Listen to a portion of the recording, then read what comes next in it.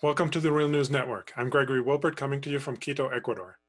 The Trump administration presented a list of new restrictions to tighten the US economic embargo against Cuba last week. The new rules include prohibitions for US citizens to do business with 180 companies affiliated with the Cuban government and its military. This includes 83 hotels, car rental agencies, tourist agencies, and rum makers, among many other types of businesses. Trump had originally announced a plan to impose new restrictions last June, but only while he was traveling in Asia did the State Department release the new rules. Joining me to discuss the impact of the renewed tightening of the US embargo on Cuba and what effect it has on ordinary Cubans is Sujatha Fernandes. Sujatha just returned from a trip to Cuba. She's a professor of political economy and sociology at the University of Sydney in Australia and the City University of New York. She's also the author of several books, including Cuba Represent. She joins us today from Sydney, Australia. Welcome, Sujatha. Thank you. Thanks for having me on. So, as I said, you just returned from Cuba and also wrote a piece about your experience there for The Nation magazine. What do you see as being the most immediate impact that the new restrictions will have for ordinary Cubans? I think that the biggest thing that has happened is the prohibition of people-to-people travel, or what that means is that people can no longer travel to Cuba as an individual, that they have to go as part of a tour group. So it's basically taking us back to before the reforms that happened under the Obama administration.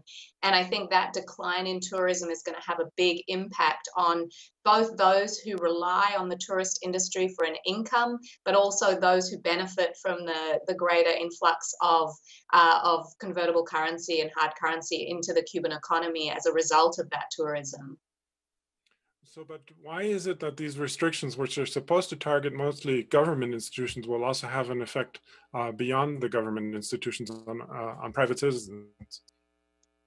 Well, because I think ultimately the Trump administration doesn't care about ordinary Cubans. The rhetoric is that we want to stop any money going to the Cuban government, but we want people to go and spend money and support private, home rentals and private businesses. Well, the reality is that this approach just in a blanket way penalizes everybody, including those private home rentals who, if you can't travel individual to individual anymore and you're going as a tour group, you're more likely to stay in a hotel or some larger accommodation. You're not likely to stay in a private home rental.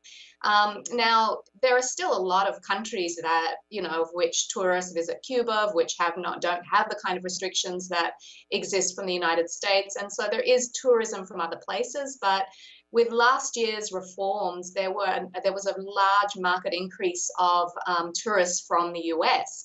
Now that is going to start already, because I heard from other Americans traveling from the US to Cuba. It didn't happen to me, but others said that there were officials who got on the plane, who were watching them, who, even though this is before the regulations last week came down, they were still being monitored and watched by people getting on planes. And so there was already this strategy of intimidation.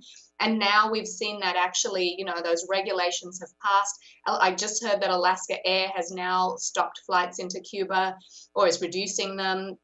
And so all of these measures now mean that large influx of tourism, which was very helpful for the Cuban economy, now is sort of very much going to be declining. Right. In your article, you also mentioned that the opening that President Obama initiated 3 years ago has left a very strong or indelible mark on Cuban society already. Tell us a little bit about how that opening has affected Cuban society in the last 3 years. Well, like I said in an earlier article that I wrote when this happened, these changes happened at the beginning of last year when I visited. I think that they've impacted Cubans unevenly, that they definitely helped those, for instance, who are in the tourist industry, those who run successful private businesses like restaurants, like hotels, like people who have some level of investment in the tourist industry or who work or who have family in the tourist industry.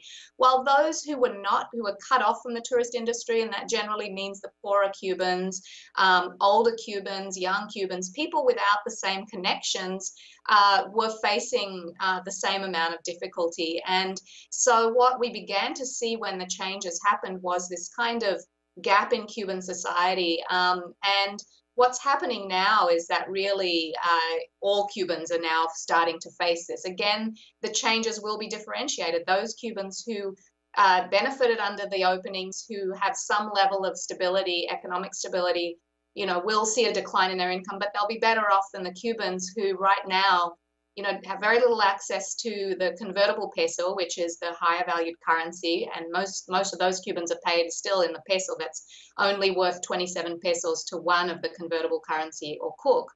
And so those inequalities are going to be more wide, and those Cubans who are already vulnerable are going to be made much more vulnerable by these changes.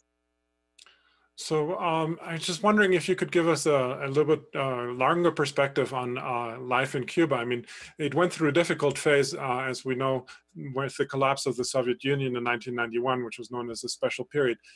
Just give us a brief rundown how things have changed since then and leading up to the present moment.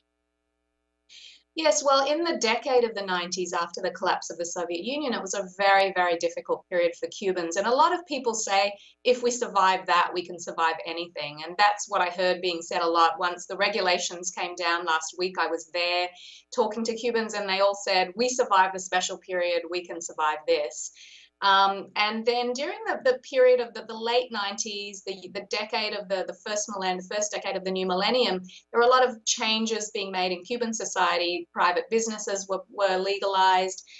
There was more trade agreements made with countries in Europe, countries in Asia, Latin America. And all of these things, Cuba's insertion back into global markets helped it to once again people to get back on their feet, to get the economy, to get transport, basic services that were completely cut off after the Soviet Union collapsed, began to be reestablished in that period.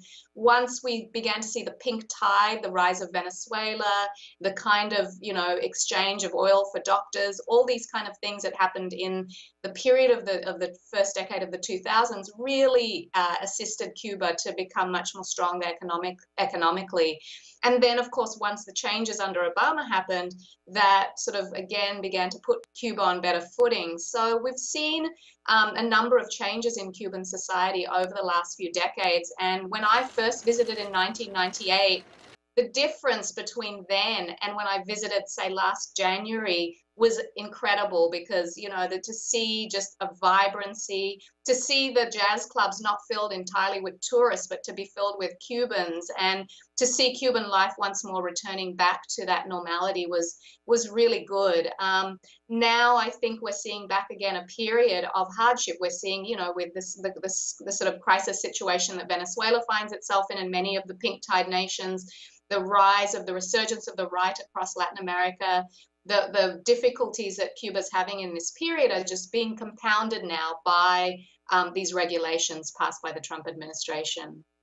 And finally, who do you think, who would you say, do Cubans generally blame for these hardships? Their own government, the US, or both, or somebody else?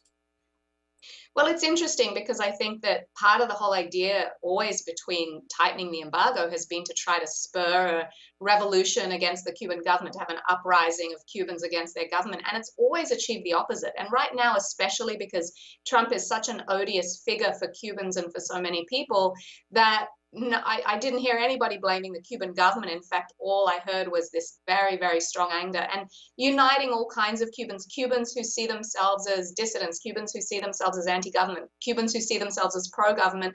In a very blanket way, everybody was blaming Trump for what's going on right now. And I think that it's really having the opposite effect to what I think that he hopes it would have. We're going to leave it here for now. Thanks so much, Sujatha, for having joined us, and we'll make sure to get back to you again once things change, as they so often do. Thanks again, Sujatha. Thanks for having me on the show. And thank you for watching the Real News Network.